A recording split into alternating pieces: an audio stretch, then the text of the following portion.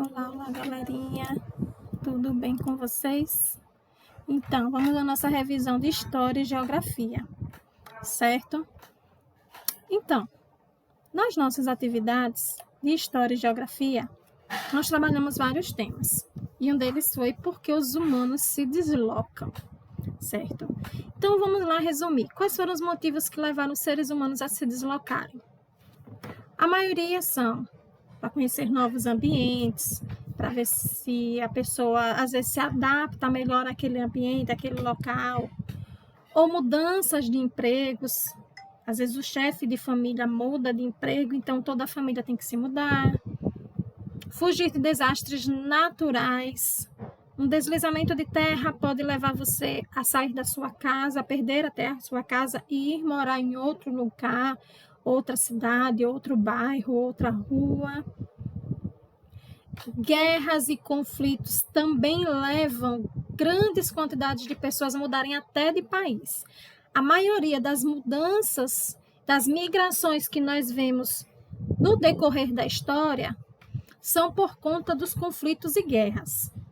As pessoas fogem das guerras e vão morar em outros países. Isso que aconteceu na maioria dessas migrações. No Brasil, por exemplo, depois do período de colonização, as grandes migrações que aconteceram no Brasil foram por causa da Primeira e da Segunda Grande Guerra, certo?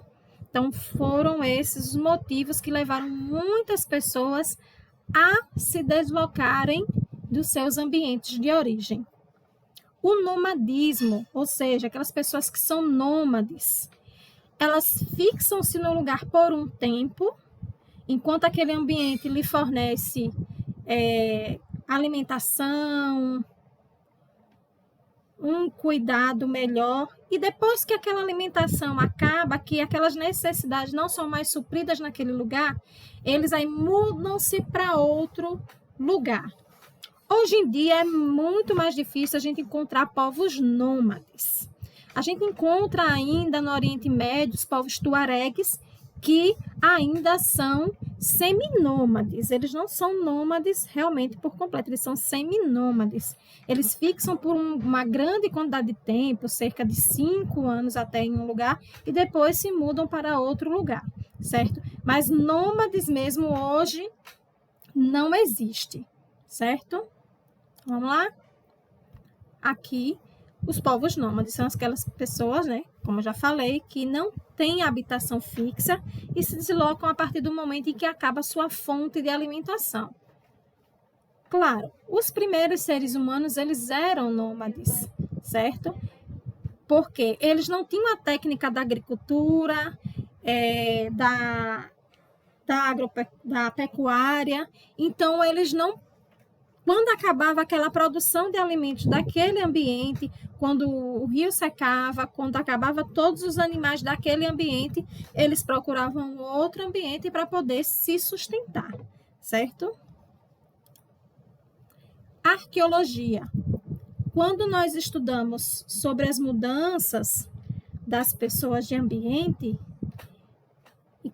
e isso só foi descoberto por quê? Através da arqueologia, que é essa área do conhecimento que estuda os vestígios deixados pelos antepassados no decorrer dos tempos. Olha aqui, você vê as pessoas estudando restos mortais que foram encontrados em alguma escavação. Olha, eles não só mudam de lugar depois que eles fazem todo o estudo da área, que eles mudam, tiram esses restos mortais desse lugar e levam para outro para fazer os estudos mais específicos.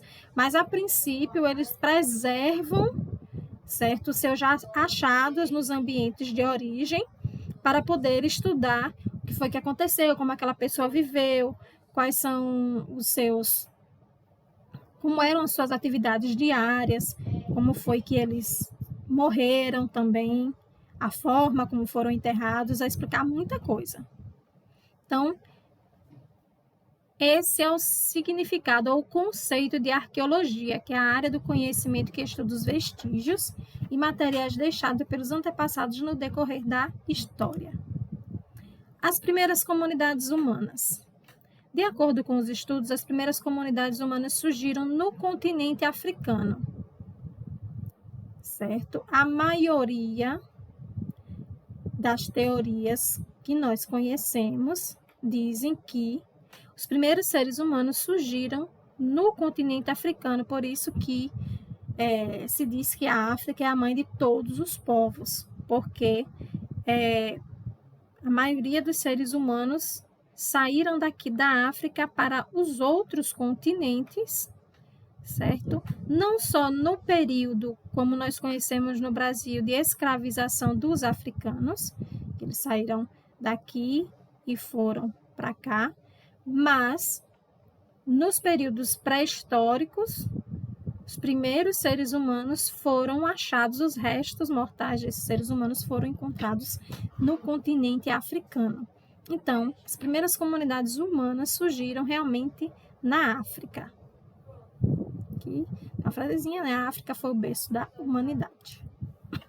Descobrimento do Brasil. Nós estudamos aí nas datas comemorativas, certo? O descobrimento do Brasil. A data, eu coloquei assim, fiz uma fichinha técnica do Brasil. A data do chamado descobrimento, que não foi descobrimento na verdade, né? O Brasil já existia, então, descobriu, né? Ele já existia. Os portugueses foi que chegaram aqui, inclusive tem relatos de outros povos que passaram por aqui, de outros descobridores que passaram pela região que hoje nós conhecemos como Brasil, só que como eles não vieram para efetivar uma colonização, eles não tomaram para si o descobrimento do nosso país. Então, quem relatou primeiro foram os portugueses, através de Pedro Álvares Cabral, que era uma pessoa que era profissional dessa área de fazer realmente essas viagens de descoberta, essas navegações de descoberta, de conhecer novos locais para fazer aquisição dessas especiarias, dos metais preciosos que Portugal, na época, procurava para fazer o seu comércio, certo? Então, aconteceu isso no dia 22 de abril de 1500.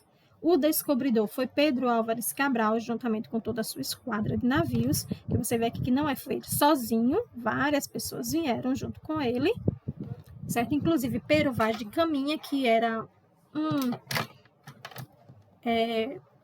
ele fazia a documentação de toda a trajetória da viagem de Cabral, de como ele chegou aqui no Brasil, o que ele viu aqui no Brasil, certo? E o que é que eles procuravam? Os portugueses estavam à procura de ouro, como outros metais preciosos, madeira, especiarias, que hoje nós sabemos, né, que é cravo, canela, noz moscada, pimenta. Todos esses produtos tinham um valor muito alto na Europa. Então, os portugueses procuravam saber onde existiam esses produtos para poder adquirir e vender por toda a Europa, claro, com um preço muito elevado. E daí, claro, né, as riquezas que se traziam de outros locais, que nós chamamos de colonizados, né? O colonizador foi Portugal e nós aqui fomos colonizados pelos portugueses. A escravidão no Brasil. Depois do período que Portugal descobriu o Brasil, para efetivar essa colonização, precisava-se de uma mão de obra. A princípio, foram utilizados os índios nesta mão de obra para a produção da agricultura, a produção desses minérios preciosos, né? Enfim, para várias situações utilizou-se a mão de obra indígena, mas os indígenas tiveram vários problemas, como nós já falamos na aula de história sobre os indígenas. Eles tinham detalhe, os indígenas tinham uma saúde muito frágil. Então, muitos, logo nos primeiros contatos com os portugueses, eles acabaram morrendo das doenças que os portugueses já tinham e eles não conheciam, o seu corpo não tinha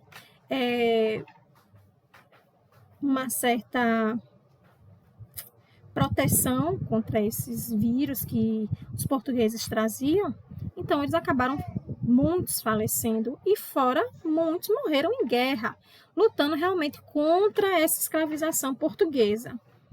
Por conta disso, e também já era uma coisa que já acontecia em outros locais, a escravização de africanos, certo? Na África existia muitas lutas entre tribos rivais e era comum naquela época que a tribo que ganhasse escravizaria a tribo que perdesse. Então ela tinha, né, por conta dessas situações, o suposto direito de vender os que perdiam. Então era muito fácil os europeus chegarem na África e comprarem, certo, as pessoas, os africanos, para trazerem, certo, as suas colônias para a escravização, para trabalhar de forma escrava. E aí o que acontece? Existiam os famosos navios negreiros. Os navios negreiros eram as embarcações que traziam esses africanos de lá do continente africano para os países onde eles seriam comprados. Um deles era o Brasil, certo? Que foi um dos maiores compradores de escravos e foi o último país das Américas a abolir a escravidão, certo? Então, esses navios chegavam a ter 300, 500 pessoas dentro desse navio, em condições subhumanas, em condições de falta de higiene, de falta de cuidado. Essas pessoas eram amontoadas como se fossem objetos. E chegavam aqui, muitos já estavam mortos. Muitos já estavam mortos, muitos estavam doentes, muitos com fome, porque a viagem era muito longa, certo? De um continente muito longe. Então, muitos chegavam aqui muito debilitados, muito fracos, outros já estavam mortos. Então, era realmente uma situação muito triste. E aí, o que aconteceu? Depois de mais de 300 anos de escravidão, em 13 de maio de 1888, a princesa Isabel assinou a famosa Lei Áurea, que é a lei que abolia ou acabava com a escravidão dos africanos no Brasil, certo? O nosso país foi o último país das Américas a assinar a abolição da escravidão. Em outros países isso já tinha acontecido, e isso aconteceu não porque a princesa Isabel era boazinha, mas é porque foi uma exigência dos ingleses a Portugal, porque senão Portugal estaria fora da rota de comércio com a Inglaterra, certo? Então, isso foi uma exigência, na verdade, da Inglaterra para com Portugal. E como o Brasil era uma colônia portuguesa, tinha, claro, que aceitar esse momento que acontecia na história. Divisão territorial do Brasil. Essa é uma parte de geografia. O nosso país ele é organizado e dividido em 27 unidades federativas. Ele é dividido em 27 pedacinhos. E esses 27 pedacinhos representam o quê? 26 estados e o Distrito Federal. O Distrito Federal é onde fica localizada a capital do Brasil, Brasília, certo? E o Distrito Federal fica lá localizado dentro do estado de Goiás, certo? Então, nosso país é dividido em 7 unidades federativas, destas 26 são estados e o Distrito Federal, onde fica a capital do nosso país. E o nosso território, ele é governado pelo presidente da República. Atualmente, o nosso presidente é Jair Messias Bolsonaro, certo? Os estados do Brasil são organizados em municípios. O nosso estado de Sergipe tem 75 municípios, sendo Aracaju a sua capital. E aí nós temos vários municípios, né? Como Nossa Senhora do Socorro, que é onde vocês moram, onde fica localizada a nossa escola. Temos Aracaju, que é onde eu moro, é a capital do nosso estado. Temos São Cristóvão, que fica lá vizinho a Nossa Senhora do Socorro. Laranjeiras também fica vizinho a Nossa Senhora do Socorro. Então, nós temos aí, o nosso estado de Sergipe tem 75 municípios. Não tem aí no texto, mas eu estou dando essa informação para vocês. E vocês vão estudar isso bem lá para frente, quando nós estudarmos o estado de Sergipe. Os estados brasileiros são governados pelos governadores e os municípios são governados pelos prefeitos, certo? Cada um, na sua esfera administrativa, organiza esta parte ou do estado ou do município. E o nosso país é dividido em 5 regiões. Lembrando, lá na nossa Rosa dos Ventos, nós temos norte, sul, leste e oeste, né? Mas o nosso Brasil é dividido em 5 regiões políticas. Região norte, região nordeste, centro-oeste, sudeste e sul. Essa é a divisão política do nosso país, certo? Norte, nordeste, centro-oeste, sudeste e sul.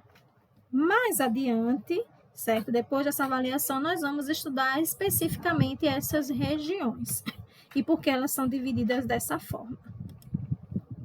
A formação do povo brasileiro. Por conta dessa colonização que nós tivemos, certo? O nosso povo, ele é chamado de miscigenado. Por quê? Nós temos o quê? Uma mistura de várias etnias. A princípio, nós temos os indígenas, que são os nativos brasileiros, certo? Quando os portugueses chegaram aqui, os índios já estavam aqui, ou seja, eles eram os donos da terra e continuam sendo os donos da terra, certo? Então, eles foram os primeiros, certo? A viver em solo brasileiro. Então, eles são nativos, certo? Nativos são aqueles que nascem naquele lugar. Então, nós somos formados pelos indígenas, pelos europeus, representado aí a princípio pelos portugueses, mas depois, no meio dessa colonização aí, nós tivemos os espanhóis, nós tivemos os holandeses aqui no Brasil, nós tivemos os franceses aqui no Brasil também, certo? A nossa colonização não foi só de portugueses, mas, a princípio, foram os indígenas, os portugueses e os africanos, que chegaram logo depois, escravizados. Mas aí, claro, essas pessoas, elas se relacionavam, depois elas casavam, formaram suas famílias, e aí transformaram-se nesse povo que nós temos hoje. Você tem, eu tenho um avô que é negro, eu tenho um avô que é indígena, eu tenho um bisavô que veio de um país aí da Europa, a França, a Holanda, principalmente o Nordeste, né, que teve a invasão holandesa, né? Então, nós temos provavelmente muitos antepassados holandeses, muitos africanos, principalmente na nossa região aqui, litorânea do Nordeste, nós aqui em Sergipe, que é vizinho à Bahia, que foi um dos primeiros a receber os africanos escravizados no Brasil, foi a Bahia. Então, por consequência, nós sergipanos, então, temos muito desses africanos aqui em nossa região por conta dos engenhos de açúcar, certo? E nós temos também os europeus, como nós vemos na nossa história, na criação do gado em Sergipe. A criação de gado em Sergipe veio pela mão dos holandeses, certo? Só para vocês terem uma noção. Então, nós temos aqui também, nós tivemos em Sergipe uma forte presença indígena no litoral. Depois, essa presença indígena ela vai para os interiores, porque fugindo da presença do colonizador, ele vai para os interiores. Mas os nossos indígenas, eles estavam em todo o nosso estado, principalmente nas regiões litorâneas. Então, nós temos indígenas, europeus e africanos fazendo parte da nossa primeira formação. Então, nós somos considerados povos miscigenados por causa desses vários grupos étnicos que nós somos formados, certo? Aí eu já falei que os indígenas são considerados povos nativos do Brasil, porque foram os primeiros povos a viver nesta terra, certo? São os originais brasileiros, são os indígenas. E os portugueses foram os nossos principais colonizadores, como eu já falei, os principais, mas tivemos outros grupos que fizeram parte da nossa colonização, como eu já falei, espanhóis, holandeses, franceses, fizeram também parte deste período de colonização no Brasil. Então, esse é só um pouquinho, um resumo do que nós estudamos no livro, do que nós estudamos nas nossas apostilas. Eu vou mandar para vocês a apostila também com todo esse resumo, para que vocês possam estudar não só pelo canal do YouTube, também com a nossa apostila, certo? Estudem pelos livros, estudem por todo o nosso material que nós já mandamos durante todos esses meses, certo? E boa avaliação para vocês. Beijo e até a próxima!